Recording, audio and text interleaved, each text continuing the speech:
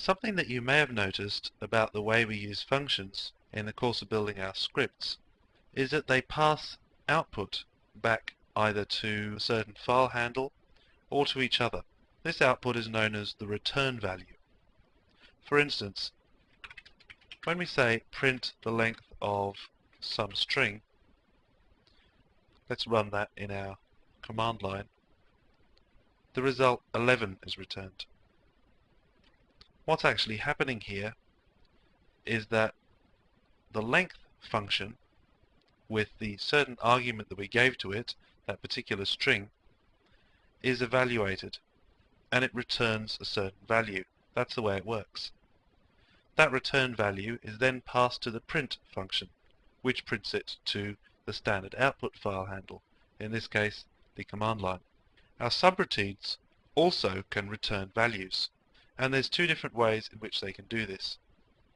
Let's have a look at a very simple function here, and we're going to call it divide by 10. And what we're going to do is we're going to refer to the first argument that it's passed and divide that by 10. That's all the function does. It hardly looks like a valid piece of code. We're not asking it to do anything. We're just asking it to evaluate that particular couple of numbers. What happens though if we ask Perl to print the return value from divide by 10 and then feed a number as an argument to that particular subroutine that we've just set up? It's able to carry out the division, and it returns the number that it came up with to the print function. Now if we did anything else in the meantime, let's say we printed a string after we'd carried out our division, you'll notice that something different has happened. We get the hello that is printed out from within the subroutine, and then we get a 1. Now how can this be? If we move back to our text editor, we'll see what's happening. When the call to divide by 10 is made, the first thing that happens is that this is evaluated. Then we move on to the next line and the print function is carried out. So that's how the hello got to the screen.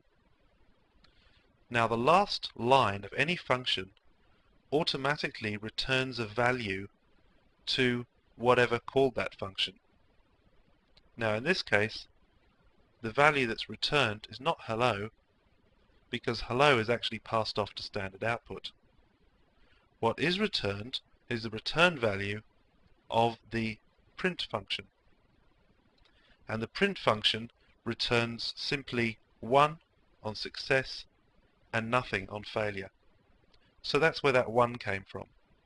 The last line returning a value is what's known as an implicit return value. We haven't specified a specific value for the subroutine to return in so many words. We've just let the last line automatically pass back a value to whatever called that subroutine. We'll look at how we can explicitly return a certain value from our subroutine in the next movie.